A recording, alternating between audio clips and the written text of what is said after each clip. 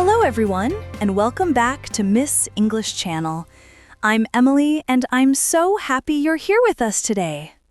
And I'm Paul. Thank you for joining us again. We help you practice real, everyday English through simple, friendly conversations you can use in real life. That's right. And before we start, please don't forget to like this video and subscribe. It really helps our little English family grow. All right, Emily, I have a question. What time did you wake up this morning? Too early.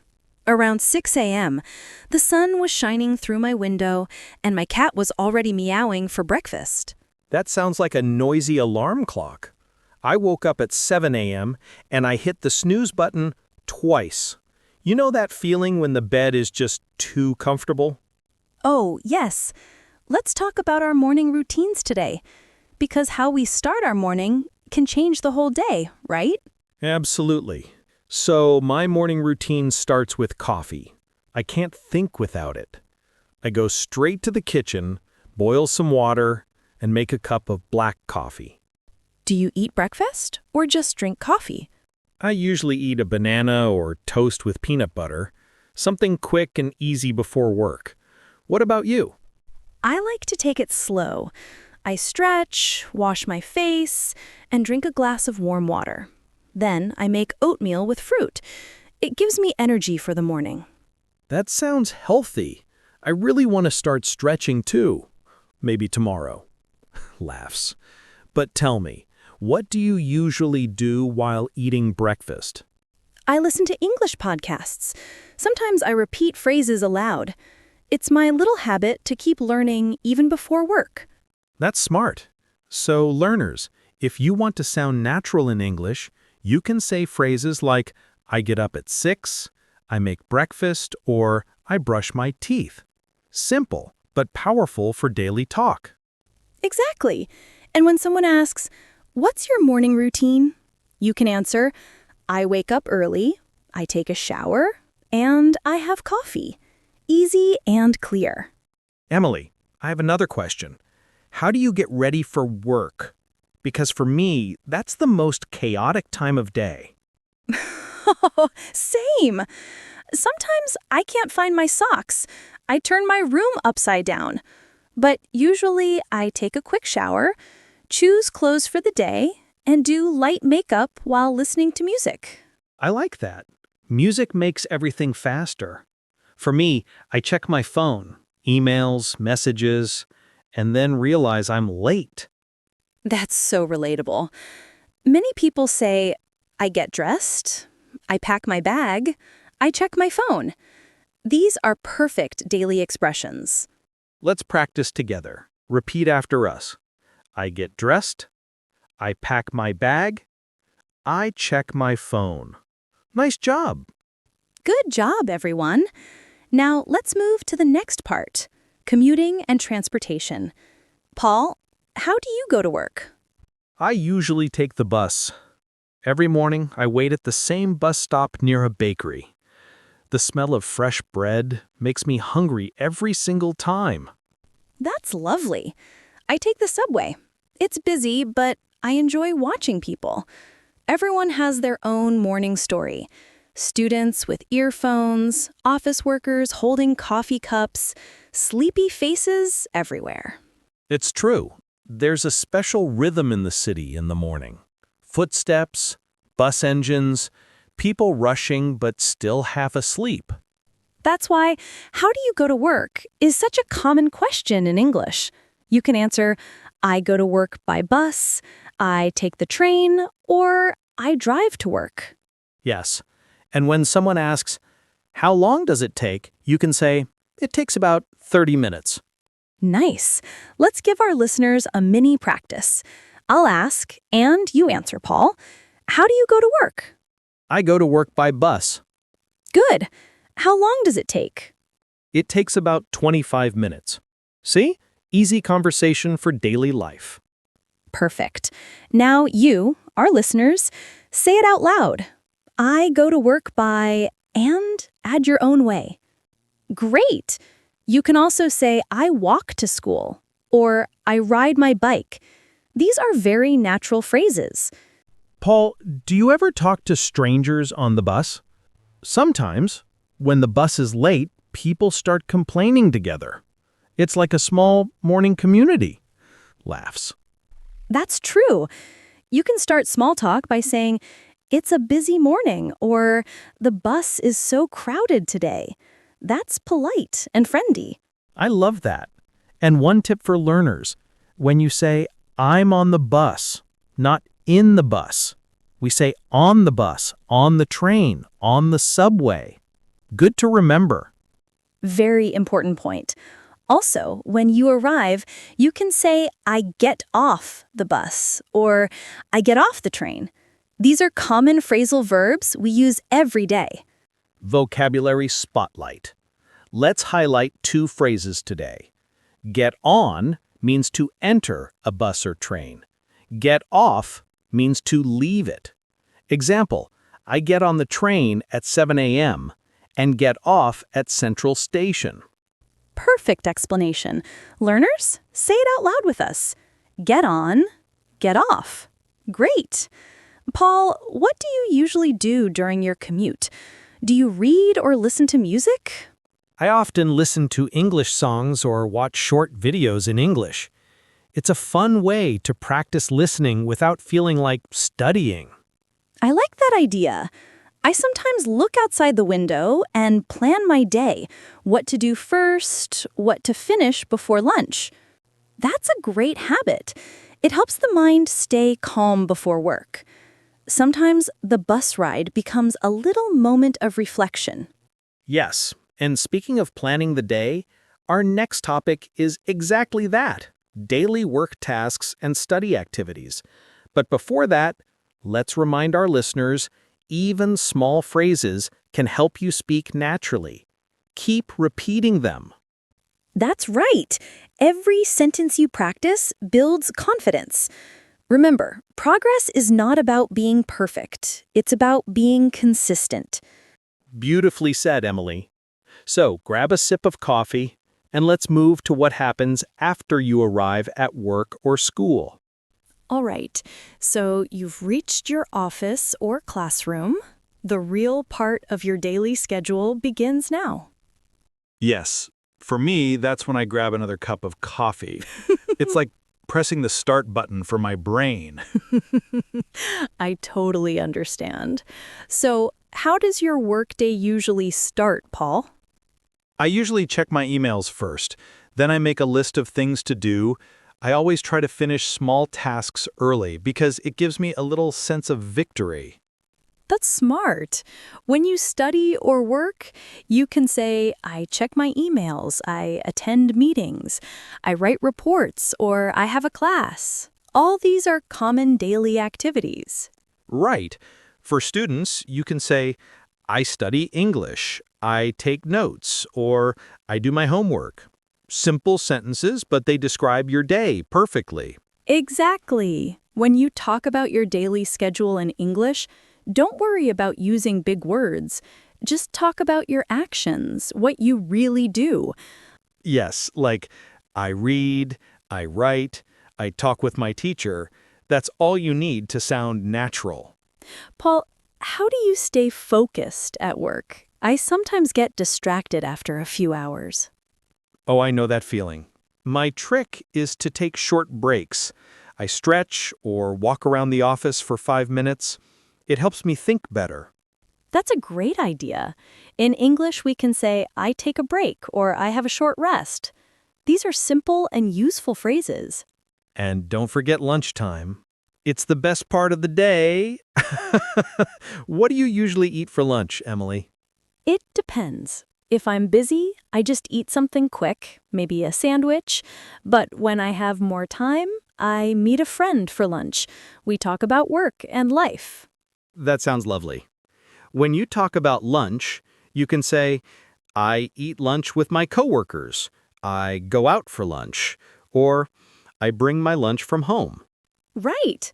And here's a tip for learners. You don't need to say, "I eat my lunch" every time. You can just say, "I have lunch." It sounds more natural. Vocabulary Spotlight. Have lunch means to eat lunch. Example, I have lunch at 12:30.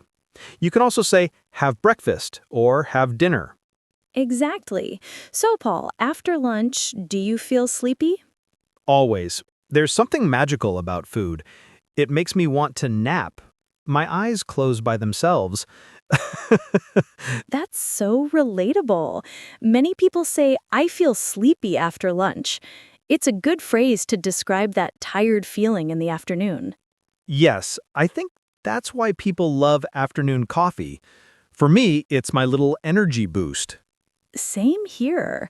I love saying, I need a coffee break. It's short but sounds very natural. So let's give our listeners a quick practice. Repeat after us. I need a coffee break. Nice. One more time. I need some energy. Great job. Good. Now let's move to the afternoon routine. What do you usually do after lunch? I try to focus on creative work. For example, I plan new lessons or write scripts like this one. I feel more creative in the afternoon. That's interesting. For me, afternoons are quieter. I finish small tasks, check my messages, and prepare for the next day.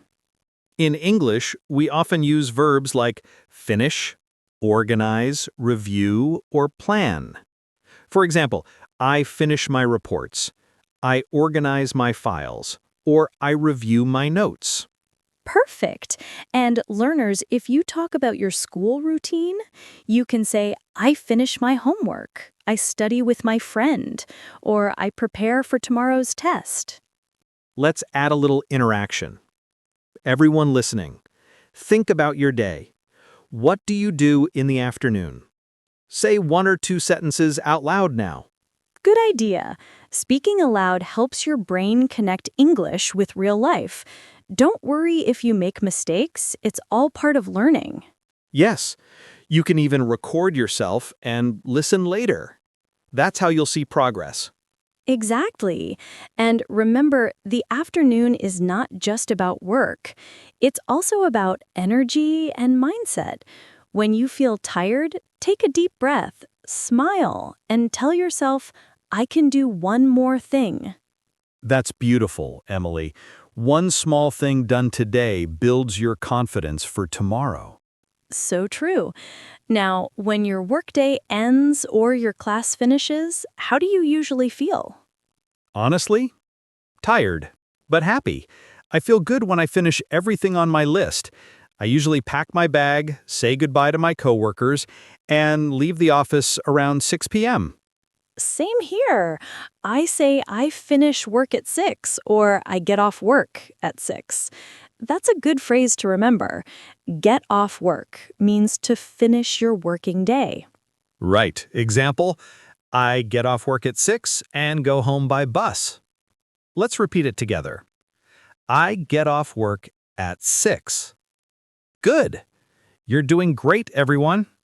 And when I finally walk out of the office, I feel the fresh air, the sound of traffic, people heading home. It feels like the city is breathing again. That's such a cinematic image. It's the moment when the day slowly transforms into evening. People leave offices, schools, and the sky turns golden. Yes, it's that calm moment before dinner. A time to slow down and think, okay, I did my best today. And that takes us perfectly into our next part. After work and after school activities, how we enjoy our evenings and find time to relax.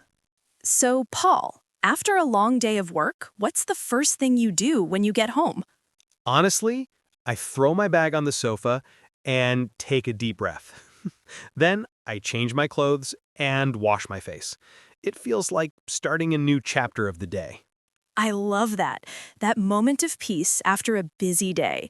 I usually light a small candle, play soft music, and prepare dinner. It helps me relax. That sounds cozy.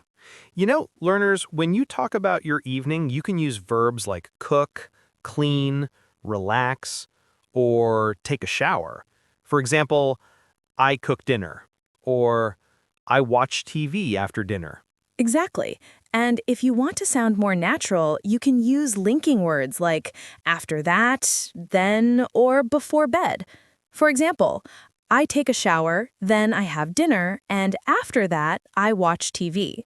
That's perfect. Emily, what kind of dinner do you usually make? Sometimes pasta, sometimes rice with vegetables. But when I'm tired, I just order food. My phone knows my favorite restaurant by heart. Same here. I often order noodles, and while waiting, I like to scroll through social media or call my family. That's a great way to unwind. We can say, I call my parents, I talk with my friends, or I spend time with my family. Exactly. And this is also a good time to practice English, right? Like watching a short English video or reading a small article before bed. Yes, just 10 minutes every evening makes a big difference. You can say, I study English in the evening, or I review what I learned today. I think evenings are perfect for gentle learning. Your brain is tired, but relaxed. You remember things more easily. That's true. So, learners, let's make a small evening plan together. Say it aloud. After work, I relax. I take a shower, I have dinner, I talk with my family. I study English for 10 minutes. Great! Doesn't that sound like a beautiful routine? It does. And I think a good evening routine helps you sleep better too. When your mind is calm, your dreams are peaceful. So true. For me, I like to write one line in my journal before bed. Just one line, something I'm thankful for that day. That's such a good idea. It keeps your heart light. I might start doing that too. Learners, here's a great phrase. I write in my journal, or I go to bed around 11. Use it when talking about your evening schedule. And don't forget, I brush my teeth and I go to sleep. Those are simple but real parts of daily life. You use them every day. Exactly. Now let's talk about something more fun. What happens on weekends? Paul, do you wake up early on weekends too? Absolutely not. On weekends, I sleep in, I turn off my alarm, and let the sunshine wake me. No meetings, no bus, no rush. That sounds amazing. For me, we can start with breakfast in a cafe. I love the sound of coffee machines, soft music, and people chatting quietly. That's so nice. I usually go for a walk in the park. I like to breathe fresh air and think about the week. It's like pressing reset. Perfect word. Reset. Everyone needs that. Weekends are a time to rest, recharge, and do what makes you happy. Learners, when you talk about weekends, use phrases like, I sleep late, I meet my friends, I visit my family, or I do housework. For example, I meet my friends on Sunday afternoon. And here's a useful grammar tip. When we talk about routines, we use the simple present tense, like I go, I work, I cook. We don't say I am going for habits. We say I go every day. Good point. So you can say, on weekdays, I wake up early. On weekends, I wake up late. Simple and natural. That's right. Weekday schedules are about responsibility. Weekend schedules are about freedom. But even on weekends, I like to keep one small habit, reading a few pages of a book in English. That's a great example of the 1% rule, right? Just one small thing every day, and after a year, you'll see a big change. Exactly. Growth is not about doing everything perfectly. It's about doing something consistently. Learners, you can say, I study a little every day, or I practice English every weekend. I love that mindset. And remember, you can mix fun with learning. Watch an English movie, listen to music, or talk to a friend in English. That still counts as practice. Yes, don't think of English as only studying. Think of it as living in another language. Every word you use brings you closer to fluency. Beautifully said, Emily. So, weekdays give us structure, weekends give us balance, and both make life complete. Exactly. And at the end of every week, I like to reflect. I ask myself, what made me smile this week? It's a small way to stay grateful. That's such a warm habit. Gratitude makes learning easier too. When your heart is calm, your brain opens to new things. You're right. Gratitude is like mental rest. And now let's move gently to our final part, reflecting on your day and talking about memories.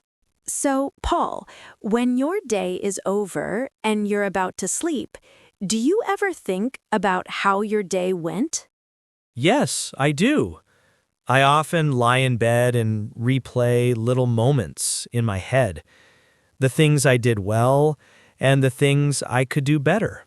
That's such a beautiful habit. Reflection helps us grow. I sometimes ask myself, did I speak kindly today? Or did I learn something new? It's like giving your mind a goodnight hug. I like that. For learners, when you reflect on your day in English, you can say, "Today I felt happy. Today I learned something new," or "I had a busy day." Exactly. These short sentences are great for building confidence. You don't need to write a long story, just a few words from the heart. That's true. For example, today I helped my coworker. I cooked dinner for my family. I studied English for 20 minutes. Every small action matters. Yes, and sometimes even small moments, like a smile from a stranger or a funny message from a friend, make the day special. That's so true. When I remember those little moments, I realize that even ordinary days are full of small miracles. Beautifully said, Paul. So, learners, if you ever want to talk about your day in English, here's a simple structure. Start with in the morning, I, then in the afternoon, I, and in the evening, I. It helps your story sound natural and clear. Yes. Let's give an example together. In the morning, I woke up at 7 and made coffee. In the afternoon, I worked at the office. In the evening, I had dinner and watched a movie. Easy and natural, right? Perfect. Now, everyone listening, try saying your own version. Take 10 seconds to think, then say it out loud. Good! You're practicing real English right now. And if you ever forget a word, don't worry. You can always use simple ones. The goal is to communicate, not to be perfect. Exactly. Every time you speak, your brain gets stronger. It's like building a small bridge inside your mind, connecting thought and language. That's a great image.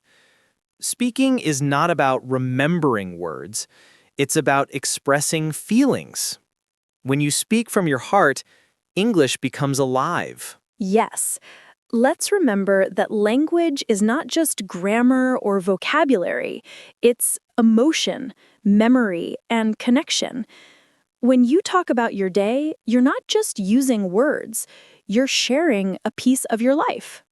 I love that. And I think this topic, daily schedule, is more than just practice. It's about gratitude. When you describe your day, you start to see how full your life already is. Exactly. You wake up, you work, you eat, you learn, and every moment adds meaning. Even when days feel ordinary, they are building your story. So true. Let's do a short vocabulary review before we end today's talk. Repeat after us, everyone. Wake up, Get dressed. go to work, Take the bus. have lunch, Finish work. relax at home. Go to bed. Perfect. These are the pillars of your daily English routine. And here are 3 phrases to remember from today's episode. Get on, get off, for buses and trains. Take a break, for resting during work or study. Have lunch, have dinner, for talking about meals. Great recap, Paul. And now, one final mindset tip, because English learning is also a journey of patience. Even if you remember just one phrase today, you're already improving. Yes, don't rush, don't compare. Learn slowly, live deeply, and enjoy the process. Exactly. Your daily routine can also become your daily English practice. Describe your mornings, talk about your afternoons, share your evenings, all in English. That's how language becomes part of your life. You don't just study it, you live it.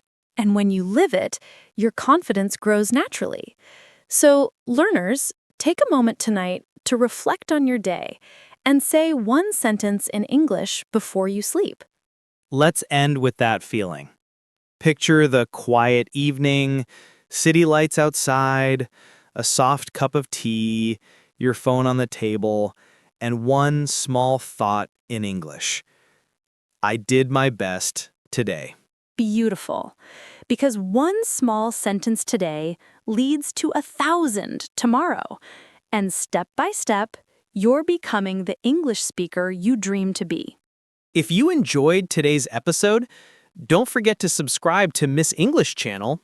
More warm and fun English stories are coming your way. And comment below one phrase you'll use today. Let's keep learning together, one day at a time. Good night, everyone, and keep shining.